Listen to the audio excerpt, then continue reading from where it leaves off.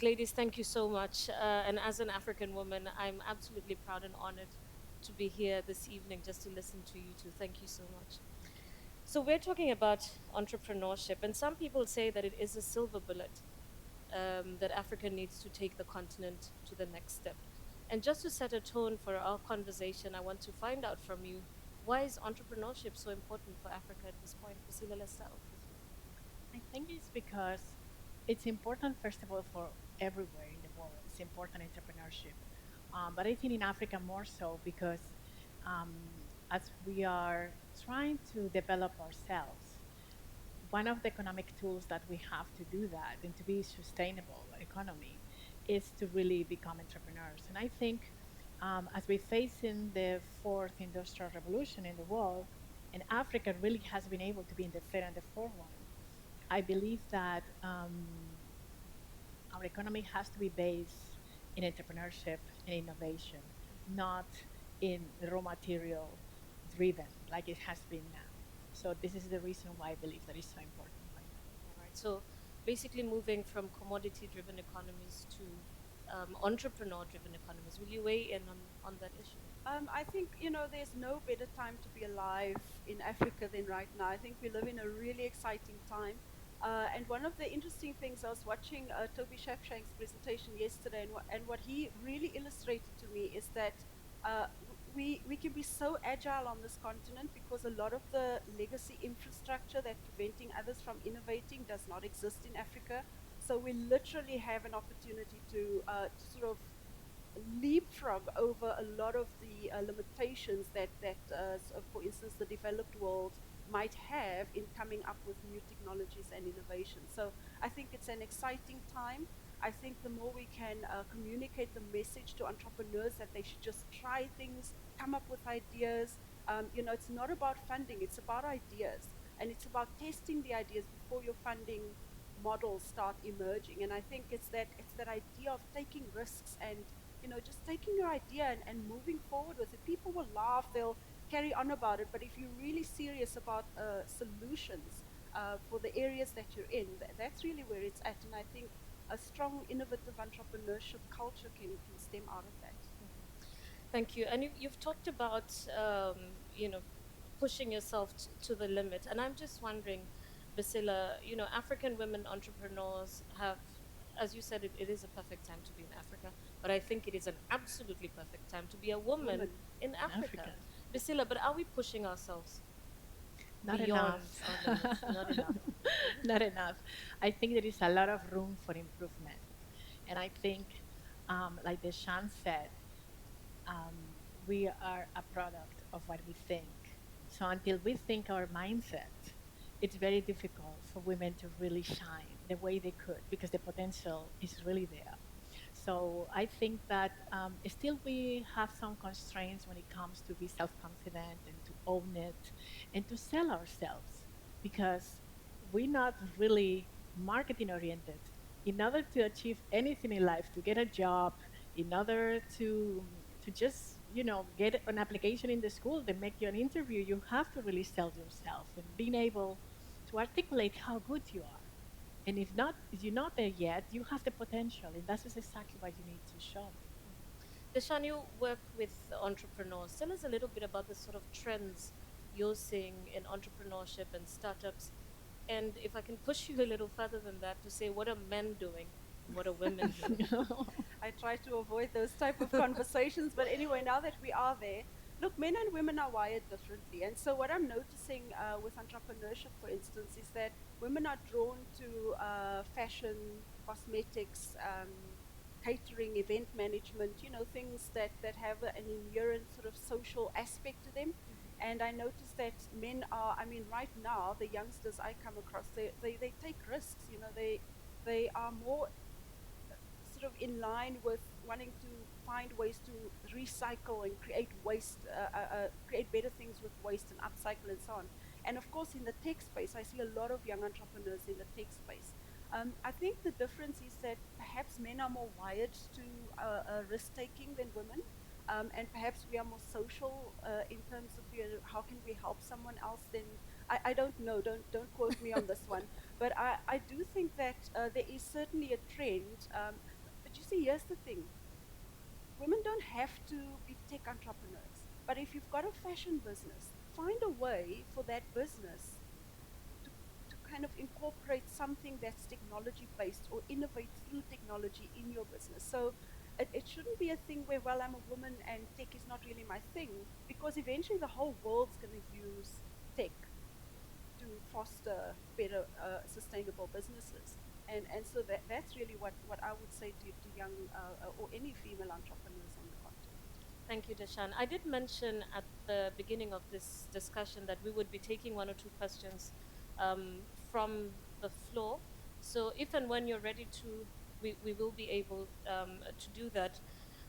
But I just want to move on onto another question of the African startup ecosystem. And we have seen several African governments trying to approach it in different ways. South Africa and Kenya, for instance, have said 30% or a certain percentage of government tenders will go to women, to youth, and people with disabilities. But is there more that can be done to rev up that startup ecosystem? Yes, I think that we need more involvement from the private sector. It is not something that it could be only from the public sector. I think that the initiatives that the public sector are doing are great, but I believe that we have to see more public-private partnerships to work together, because I think that sometimes the structures of the public sector, they're not able to really comprehend what is the needs of the entrepreneurs. And working together, I think they will be able to carry a better service to the startups.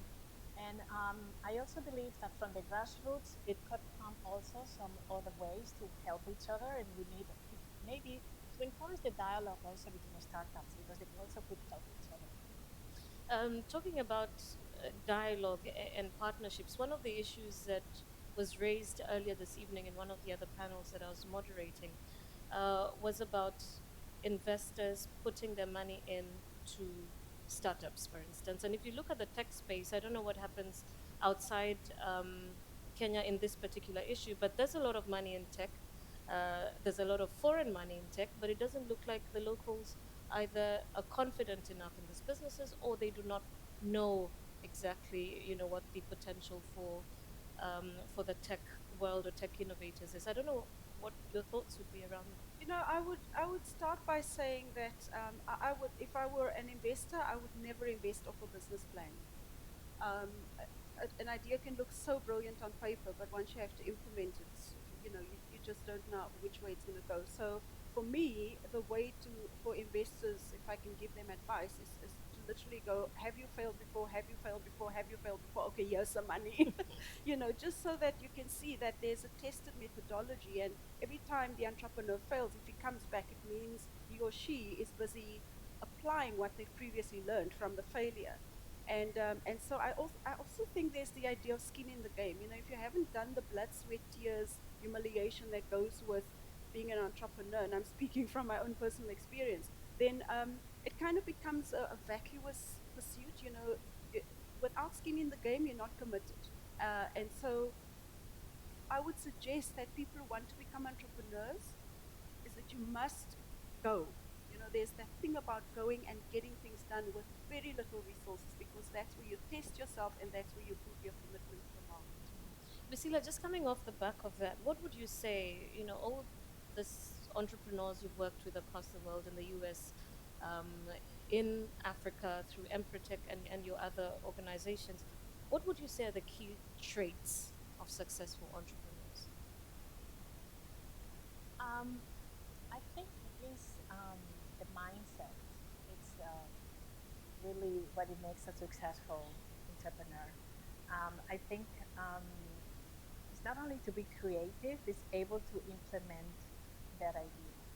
And also, I think that most of the people who has been successful, they really have been around other people. They use their networks. I mean, you realize that you could not do it yourself. So they are really team players. So that is, I believe, that really makes, because sometimes it's true that you don't have all the skills. So you need to rely on others. And actually, it's people who really know how to work at networks and see what is out there and they inform themselves. And it is, one thing that is common in all of them is hard work. Wow.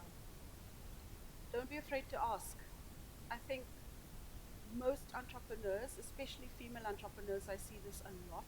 Somehow in our upbringing, we were taught it's not polite to ask for what you want, and so it holds us back, because if you don't ask, you don't know if you're not going to get or not. So the idea is, if it's the hardest thing you've ever done in your life, just ask wherever you go. Don't be afraid to say, I need this, I need that. Is there someone that can help me? Will you please? You can be a complete idiot in doing so, but just do it.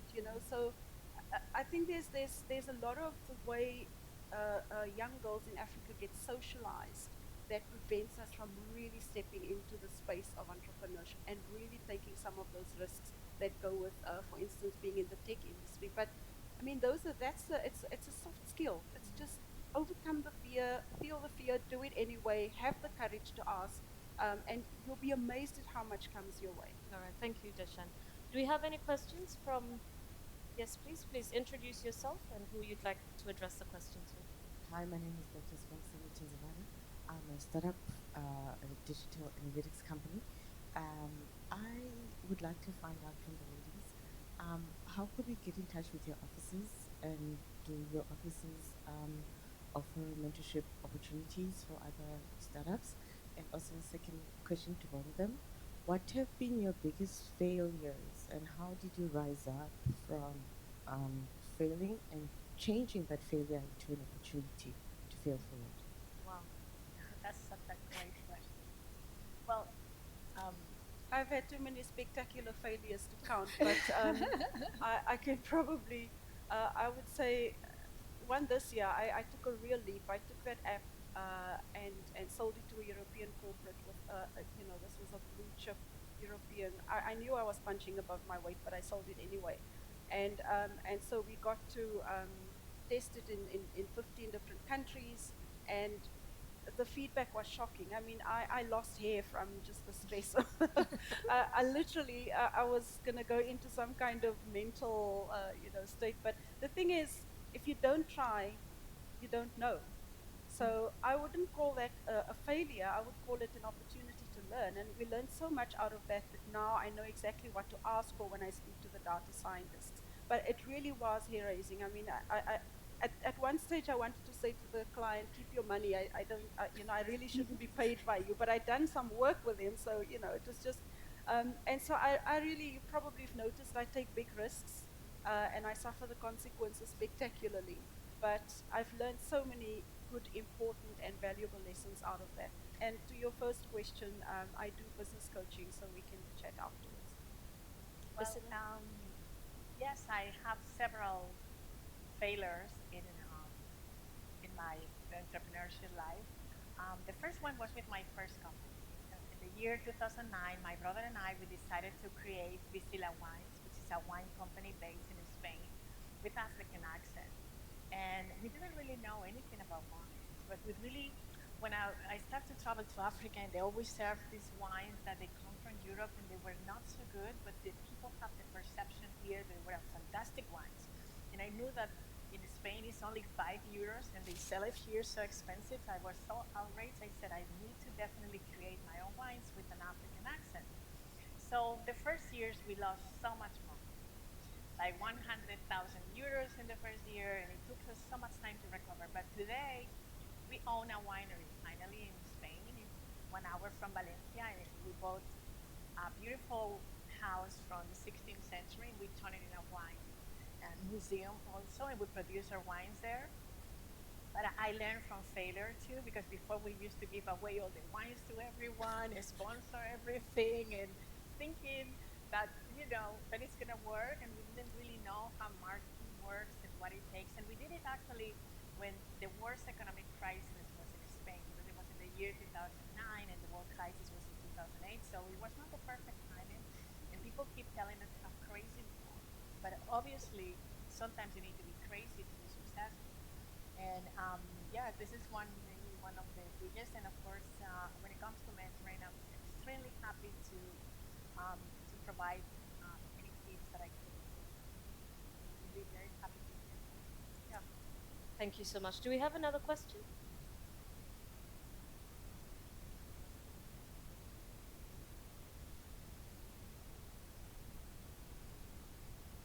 Hi, I'm Valentine. I'm from Rwanda. I'm the MD of an agency called Cube. The reason why I'm here and I'm really interested in what you're saying is because we are very passionate about supporting and sponsoring initiatives that to do with empowering women, empowering girls, especially in ICT. That's something we've been doing for a few years now. But one of the challenges that we face is we realize just as we speak to the girls and we attract them and they come into the sessions, we give them awards and we praise them, we try and find ways to help them, we always face a stigma around society, culture. We're in Africa. So mom and dad don't believe that she should be going to study mathematics or technology, she should be doing something else. And I'm not talking about the urbanites, because those are few. We have to think about the pipeline and everyone else is coming from the rural areas. So I want to know, have you faced those challenges, especially in your careers, in terms of when you're looking to mentor girls or coach and so forth, and how have you overcome them? If you have overcome them. Well, I mean, it is a reality that if you're an African girl, you have to fight harder for credibility. I've certainly found in my own life, I really, really need to work harder at being seen as credible and someone with authority and someone who knows what she's doing. But it shouldn't stop one from, it shouldn't be like, well, no one takes me seriously, so therefore I should give up. In my case, maybe it's just my personality, but if I get that kind of obstacle, I want to push through it.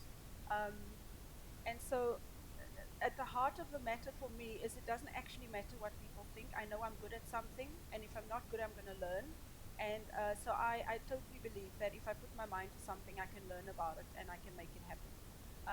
And I would love to be able to teach that to young girls, because I think we get socialized to not think like that and to not believe that about ourselves. In my case, actually, I love your country. I was in Rwanda a few years ago, I think twice, and I was talking to girls actually victims from the genocide. And it's amazing the development, the work that you're doing in ICT and promoting the science. I think is one of the biggest examples of good practices in Africa. But it's true, I encountered the culture barrier with the parents, and through my literacy projects in rural areas, it's very difficult to really um, have the parents to accept that education is not going to separate them from them, because it is a generational issue.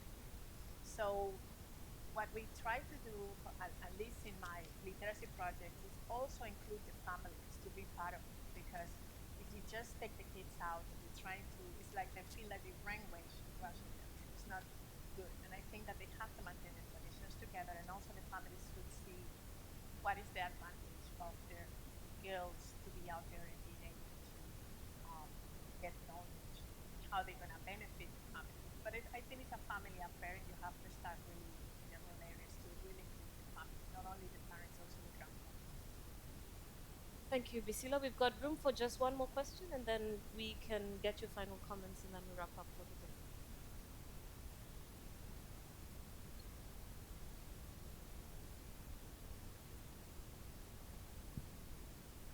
My name is David. From Zambia. I am the CEO of a performance-based delivery business. The question I had for both panelists was, how do we move our entrepreneurs away from a dependency state of mind and funding to a state of mind that would drive businesses to the next level of growth and development from the perspective of fueling innovation? Why do you have to ask such a tough question? So it is about mindset, David. I think a huge part of it is to help people understand that unless you sort of think to do things for yourself, that it won't get done. And of course, we're living with a legacy in Africa of begging, go wait for someone to come and do something about my existence. And I see that even in the community that I grew up in, everyone's waiting for someone to come and make something better. Um, and it's a tough challenge because when you're working with mindsets, you never know to what degree you can shift it, and when the shift happens, how long it's going to take before it does. Uh, but perhaps my best answer to you is just be relentless. Be relentless with a message that you can do in your own capacity with what you've got right now. Um, we perhaps suffer from the idea that we don't have resources, therefore we can't go out and do stuff. But actually, your best resource is your brain, and your thinking. And I'll always preach that. So, I'm preaching that to you. Maybe you can take it back to Zambia with you, and really just be relentless with that message. I don't know what else it will take to get people to think differently than just to kind of preach that kind of gospel. Bisila? I think also you have to concentrate in the why yes instead of the why not. Always the first thing that comes to our minds is the why not. So you think about the disadvantages before you think about the benefits of what is your project. So like an entrepreneur, you have to really list yourself why yes. And also, if you don't have the resources, you could go out there and find them. There is a lot of information out there. And if you really have a great idea and you are able to sell your idea, you will find a business angel, you will find programs that will be able to help you. There is always a way. And we have seen that continuously in Africa happening. How honestly, what is makes the difference is definitely, to change the bigger mentality and just go out there and just do it. All right, thank you so much. So we'll take some final comments, just very short. What is our take home today? Short and sweet. I really believe in collaboration. I think if you can draw your strengths together with someone else's, then you're on a good wicket, you're on a good journey to succeed. Collaboration. Bisila? Well, I believe completely in the future of Africa. And I think that we have to do this together, like a community of men and women working together. And we have to leave behind the past and just move to the future, which is a very exciting and vibrant future. Thank you so much. With that, we've come to the end of our conversation this evening. Deshun, Bisila, thank you so much for weighing in your thoughts on how to empower the architects of Africa's digital future and how we as an industry and as a society can fuel innovation, creativity, and entrepreneurship. Let's give them a hand of applause and thank you so much for being an engaging audience. My name is Terry Chibet from Nairobi, and it's been a pleasure to be part of this conversation. Have a very good evening.